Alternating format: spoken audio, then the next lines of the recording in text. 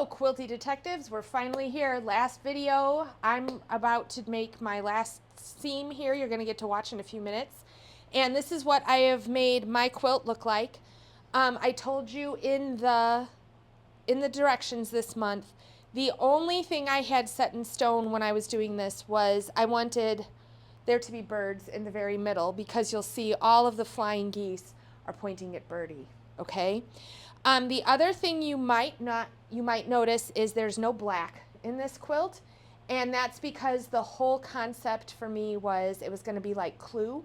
And you know, in Clue, the people who did it, the guy who murdered Mr. Body, is always the person who's not in anyone's hand. So if Colonel Mustard did it, that means his picture is in the envelope in the middle of the board and he's not in anyone's hand.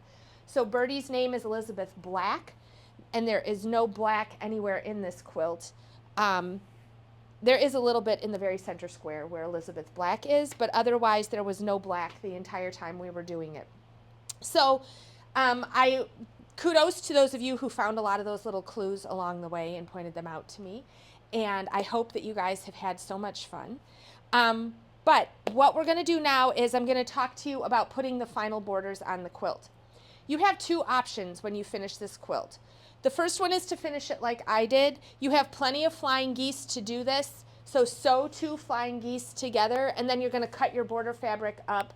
And you'll sew these final borders on pretty much the same way you sewed on the flying geese border, matching things up. It's actually easier to sew these on than it was to sew on the flying geese borders, because there's nothing to match all the way along here. There's only matching here. If you don't feel like doing that, if you've had enough, you have 2 options. One is don't put any borders on. That's totally fine.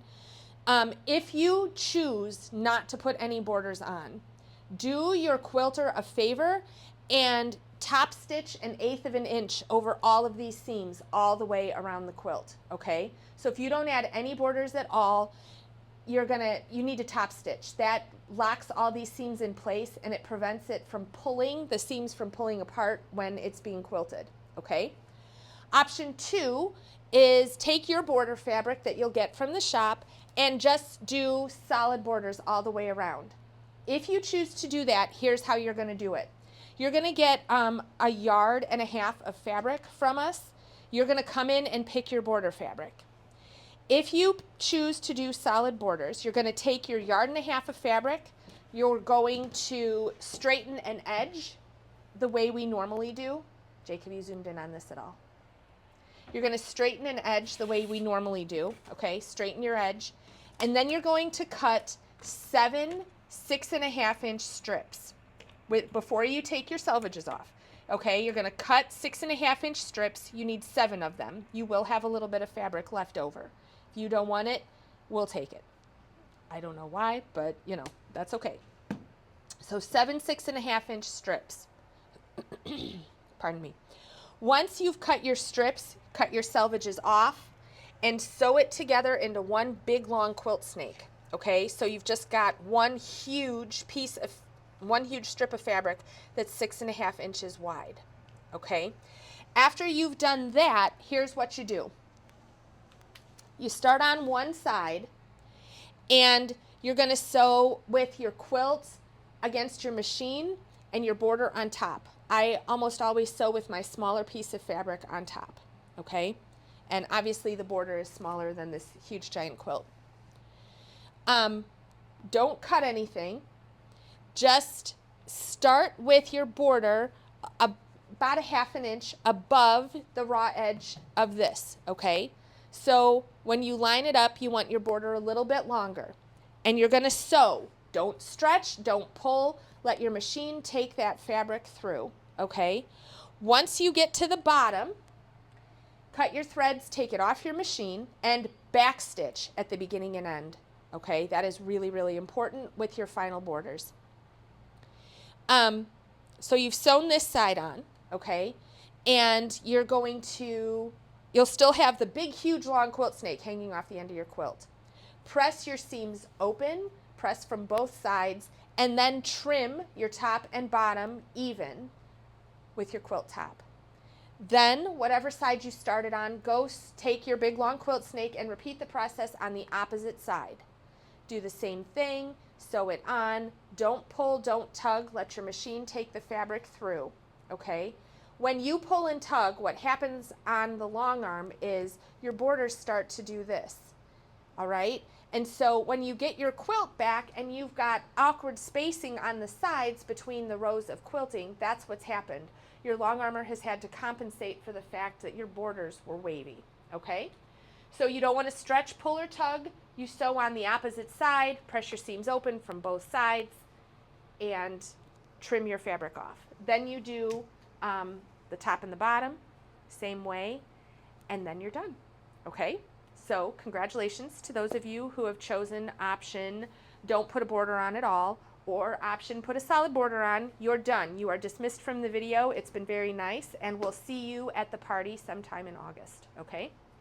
If you want to do these pieced borders, that's what we're going to do now. I'm going to show you how to add these. It's really not that hard, okay? But the hardest part, I think, I had the hardest time describing this in the directions, is how to cut your fabric.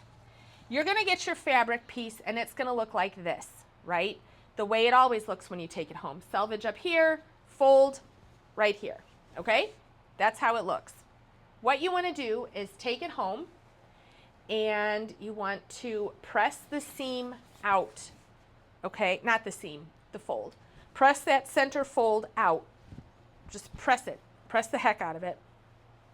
And then you're going to fold it like this, so that when you're done, you've got selvages on either side and what would have been your center fold in the middle, okay? This, unfortunately, at this point, is still not big enough to fit under your ruler. And here's what we want. We're not worried about whether or not the raw edges are exactly aligned. We are worried if our selvages are exactly aligned, okay? You want them aligned on both sides. Now, obviously, I didn't press mine because I'm a bad person on a video. Okay, so we've got our edges, our selvage edges on both sides are perfectly aligned. This still isn't going to fit under our ruler, which is a problem. So we're going to fold it again. Now, this is going to take some patient, precise cutting, okay? But it is worth it, and you'll see why in just a second. So at this point, all of my selvages are laying exactly on top of one another on both ends. Now, you're going to go to one end, and you're going to cut your selvage off. You're going to have to push harder than usual because you got to get through 4 layers of fabric. So when you do this, you line up a straight edge of your a straight line on your ruler with the straight lines of your fabric. When you go to use your rotary cutter, you're going to push all the way through. Do not move your ruler until you grab yourself. Try to pull this away. If it doesn't come away, cut again. Cut again, and make sure that you get all the way through all 4 layers. Put pressure on your ruler so nothing moves, and push really hard on your rotary cutter, okay? Then what you're going to do is you're going to cut, excuse me,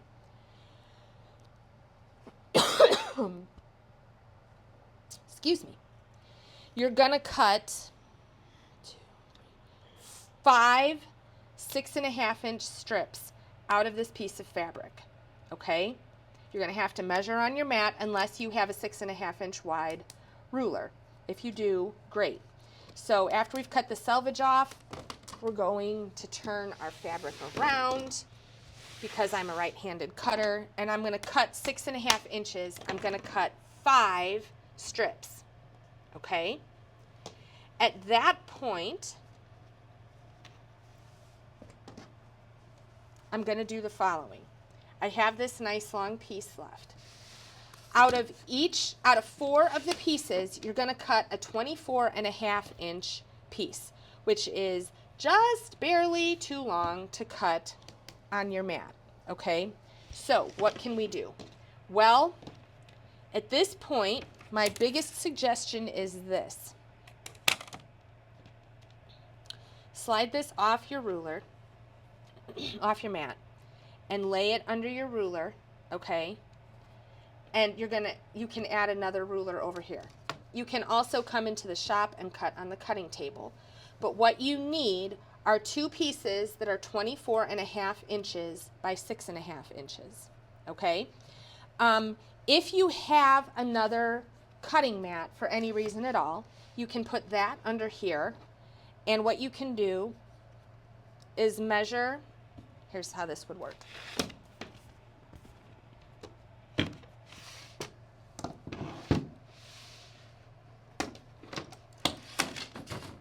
Okay, here's how this would work. I need this to be 24.5 inches. I know this line right here is 24. So I can put the 1/2 inch line of my ruler on the 1/2 inch, on the 24-inch line, and I can cut here, okay? If you have another cutting mat, just throw it underneath to extend your cutting surface, okay? So now I've got a piece that's 24.5 inches. If you don't have that option, like I said, you're welcome to come and cut on our big cutting table in the shop. But you need to end up with 8 pieces that are 24.5 inches by 6.5 inches. And then you're going to take your last 24.5 or your last 6.5 inch strip. That's a long story. And you're going to cut 4 blocks that are 6.5 inches. Okay? So that's what you're going to do. Then you're going to sew your borders together and add them to your quilt. We're going to pause for this video is going to continue for you guys, but we got to reset for just a second. So hang on. Okay. So this is what I have to sew together. This is the last border of my quilt. I have a 6.5 inch square, orange flying geese. Then you're going to put in a rectangle, then these, then another rectangle, then these, and then this last square. Okay? So I've laid it out so that I can't get confused. In my mind, these go down. Obviously, when your quilt gets turned, they can go different directions, but you have to keep the orientation of the direction of the geese. All the same direction, sorry. So I've got this. This was sort of the system I came up with while I was sewing together, okay? So first I'm going to sew my squares to my flying geese. So you can see these guys, my seam is pressed open. And these also, I'm going to back stitch at the beginning and the end. Got my machine set up for 1/4 inch piecing.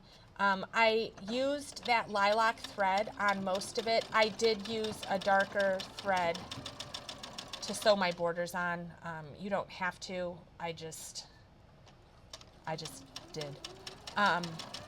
Okay, I'm sewing with my geese up. Excuse me. So I can see where my point is as it goes under my needle, and that way I can make sure I'm hitting it exactly.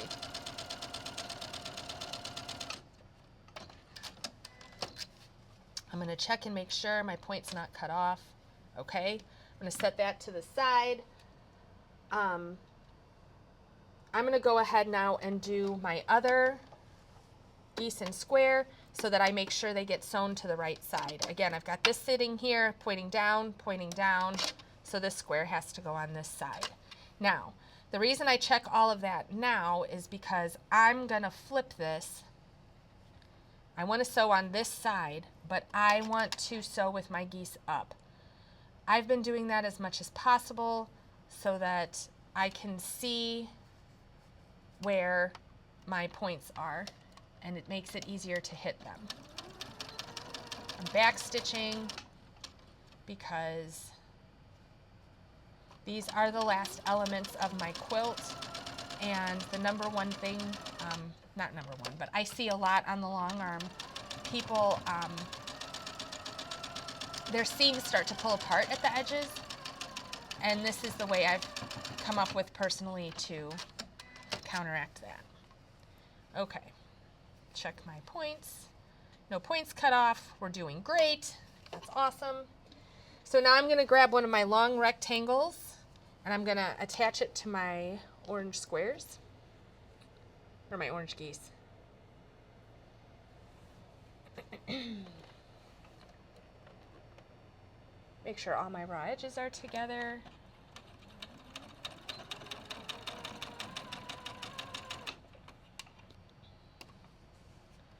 And again, I've got my geese up so I can see my point there. See how you can see the point right here?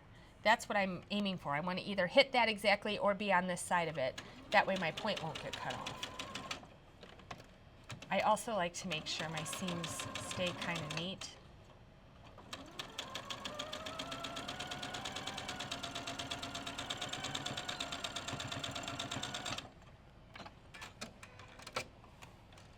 Whoop.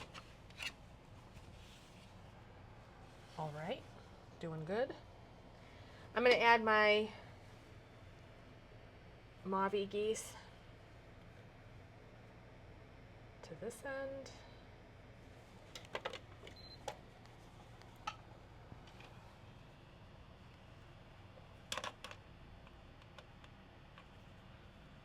And I'd say all in, this border has probably taken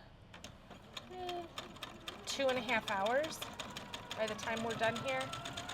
So it's not as intense as you think it's going to be. Ugh. It would take me at least 1.5 hours to add solid borders. So I don't know that I think it's worth the extra bit of time. Okay, my points are still good. Okay, now I could add my long piece of fabric to this, but instead I'm going to add my other long rectangle to my green flying geese because I want to try to keep the pieces I sew together. If I ever have an opportunity to sew two pieces that are the same size versus one piece that's super long and another piece that's short, it's actually easier to sew two pieces of fabric that are about the same size together, I think, because your machine pulls them at the same rate. So anyway, so now I've got one piece like this and one piece that has an extra flying geese unit on it. And now I'm going to lay them down and make sure all my geese are going the same direction. And they are. Hard to tell, but they are. Pointing down. Okay, so now I'm going to add these two. I'm going to sew these guys together.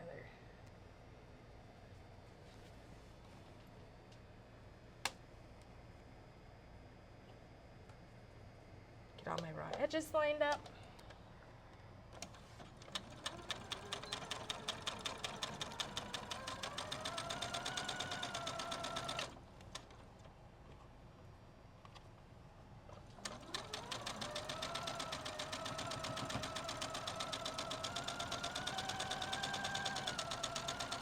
Remember to back stitch. Okay, now I'm going to press all these seams open real quick. And then I'm going to look at my quilt top and I'm going to see how my seams are pressed that way.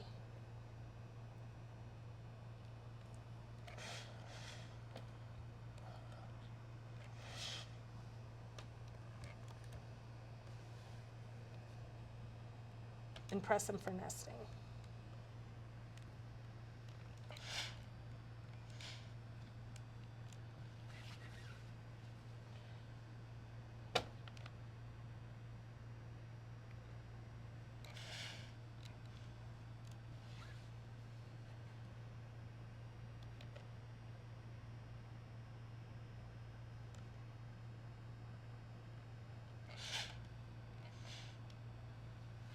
Okay, last two seams.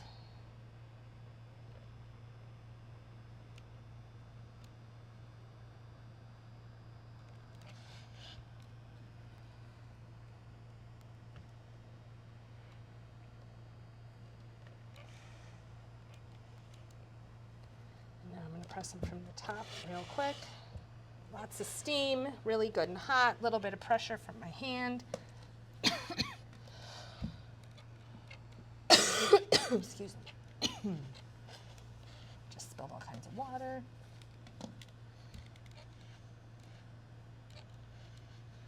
Okay, and now, here's what I'm gonna do. This is where my border needs to go. So, I'm gonna lay this on here and I'm gonna see which way do these seams need to be pressed so they'll nest. So, this first seam is pressed that way, so I need to press my seam down. And I already attached 3 of these borders. This step is absolutely worth it. Taking the time to look will make your life easier. Okay, this seam is pressed that way, so I'm going to press this seam up.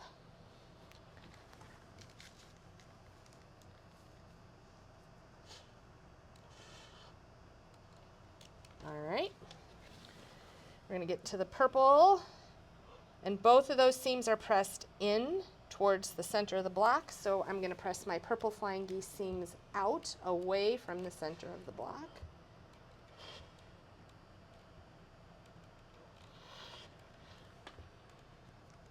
Whoop. Okay, and make a mess of my other seams in the meantime. And my last orange seams, they're also pressed out away from the center of the block, so I'm going to press my orange flying geese seams towards the center of the flying geese block.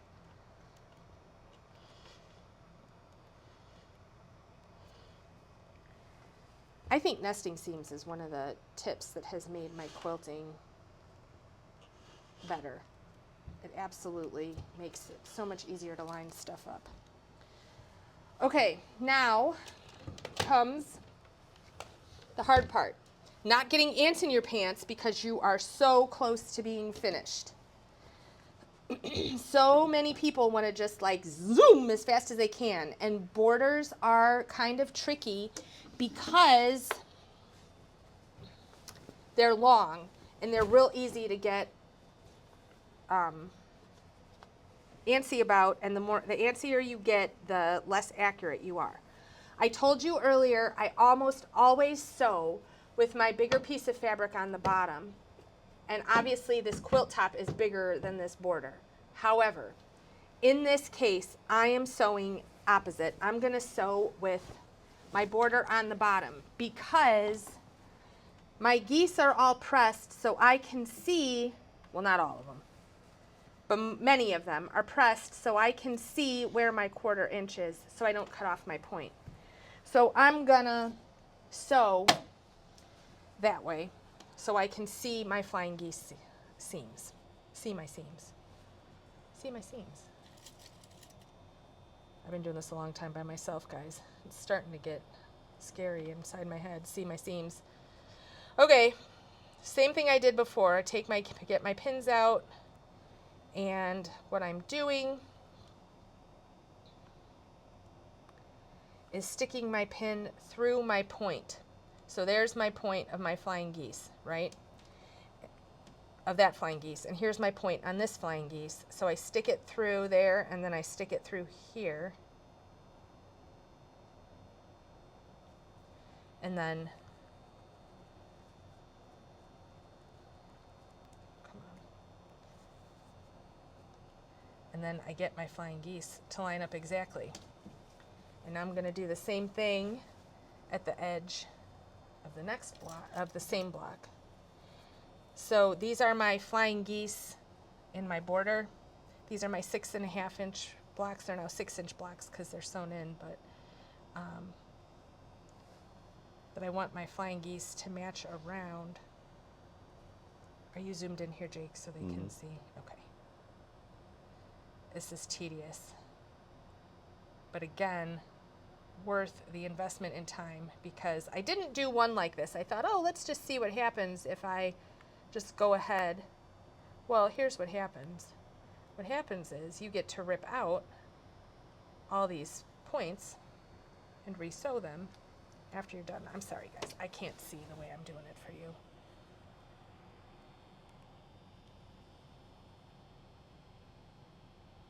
There's something wrong with me today. Anybody care to speculate? Jake, you got any opinions? What's the matter with me today? Mm-mm. No? That's nice of you. Okay, there we go. So now I'm going to put it through the point in my other piece. That one's easier because you're on the right side. And stick my pin. Okay, so now we got to go down to the purple one. Hopefully this is a little bit, oh good, my seams are pressed better so it's easier to see. All right, through that point, through the other point. My seams line up, my raw edges lined up exactly. Other side of that one.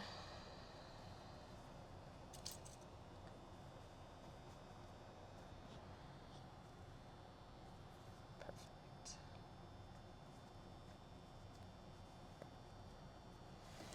Okay, and the last thing I need to talk to you guys about, if you've chosen this border, whoops, is what happens if your 24.5 inch here and your flying geese sections aren't 24.5. That makes this real easy to fix. If they are not 24.5, if they are like 23 3/4, you can just trim that 24.5 inch rectangle. You can trim it to 23 so it matches exactly. If your borders are wider,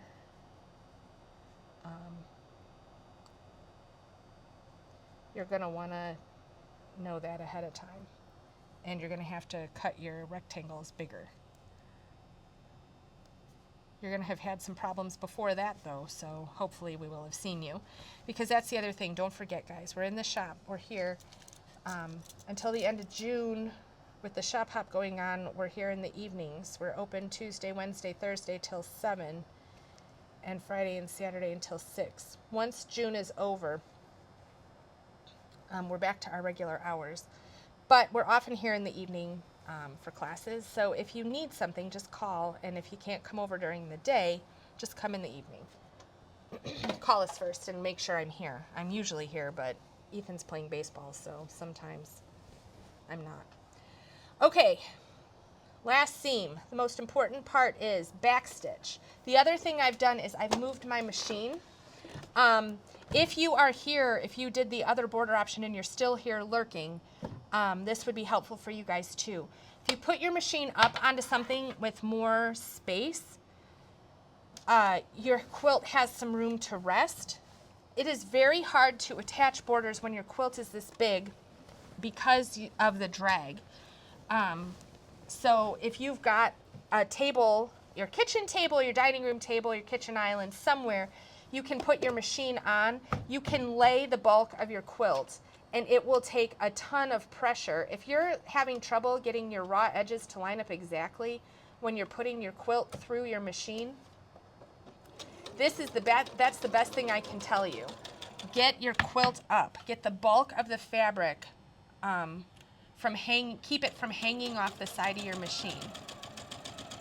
So I backstitched at the beginning, and now I'm just gonna sew this on. I'm not going to let it get too fast. That's what your speed controller is for. The whole point is so that you can't go too fast, because when you get to a point like this, you just want to be done. So if you set your speed control at a little bit lower, then you can't zoom straight down your quilt. You have to focus and pay attention.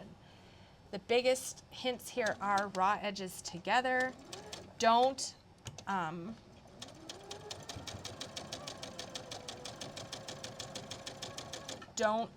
try to ease anything, which is taking something that's too big and making it fit into something that's smaller.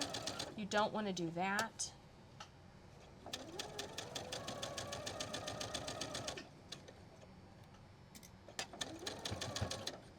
Okay, So I'm through that first 6-inch block. Excuse me. All right. We want to keep our raw edges together. And again, I've got many of my triangle or my flying geese pressed so I can see where the points are.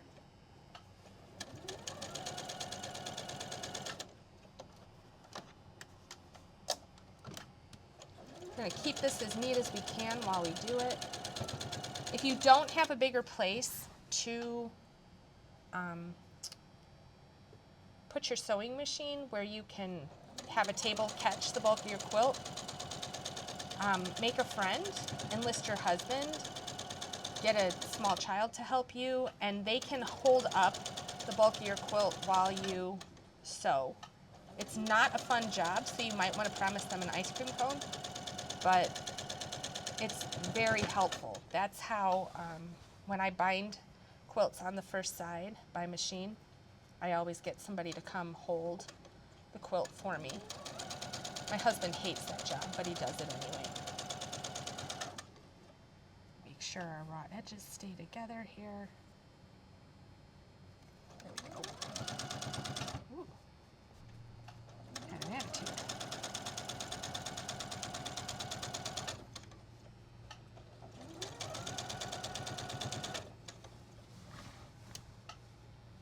Okay, we're about to get to the second 6-inch block.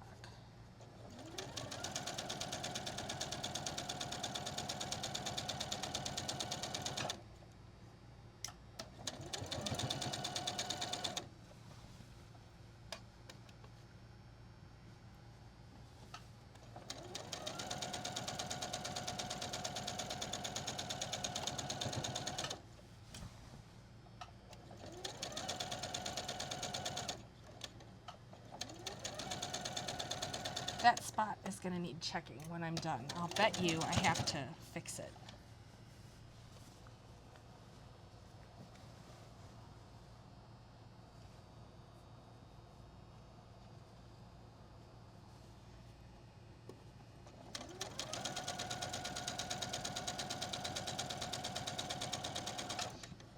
You'll notice I often sew to my finger. I use my finger as a landmark, this one, a lot of times. And I sew to there, and I know everything up to that point usually is where it's supposed to be. So I sewed to my finger, and now I'll readjust.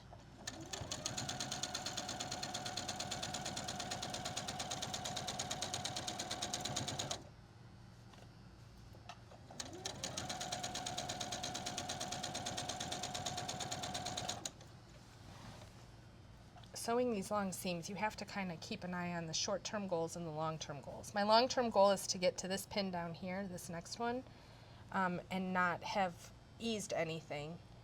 But my short-term goal is to get from point to point up here, which is how I use my finger. I'm keeping in mind that I'm trying to get to here without anything gathering or tucking or puckering.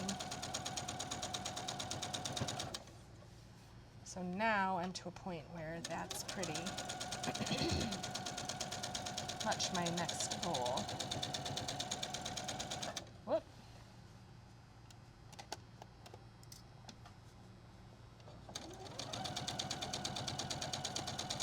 Whoop, that wasn't smart. I bet you this one's messed up too.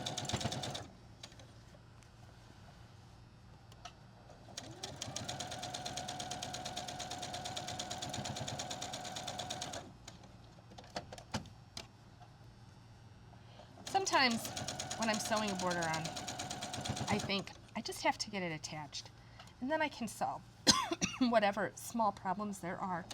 So I know there's a couple of points out of place here, but I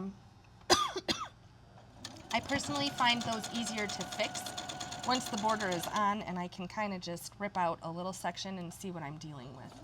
So I almost look at this first session of sewing my border on is basting in some ways, even though we've sewn with a small stitch length and most of it won't get ripped out. I like to think of it as, that was my first attempt. Now I can see what needs to be fixed. So we're going to go down the border and see. That point is good. These points don't match up. I got to fix that. Those points are totally overshot. I told you I screwed that up. And I have... Okay, so I'm not going to do it on video, but I am going to be ripping from here probably all the way back, because I also discovered somehow this stitching pulled out.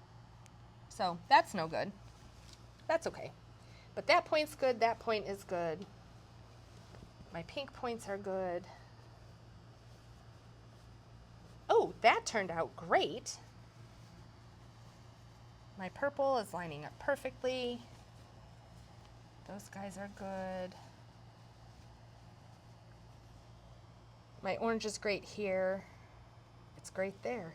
So I just have to fix that spot back at the beginning, which I am not going to make you guys all watch. Instead, I'm going to reveal this to all of you, and then I'm going to fix it. Can you see it, Jake? Mm-hmm. And then I'm going to fix it, and it will be hanging in the shop tomorrow in the classroom, okay? I have to press everything still, too. But again, we're here to help. Your kits this month include 1 birdie square and then 1.5 yards of border fabric. That border fabric you get to come and pick any time. This is our final quilt. This is our final video. This is your chief signing off. It has been a pleasure working with all of you.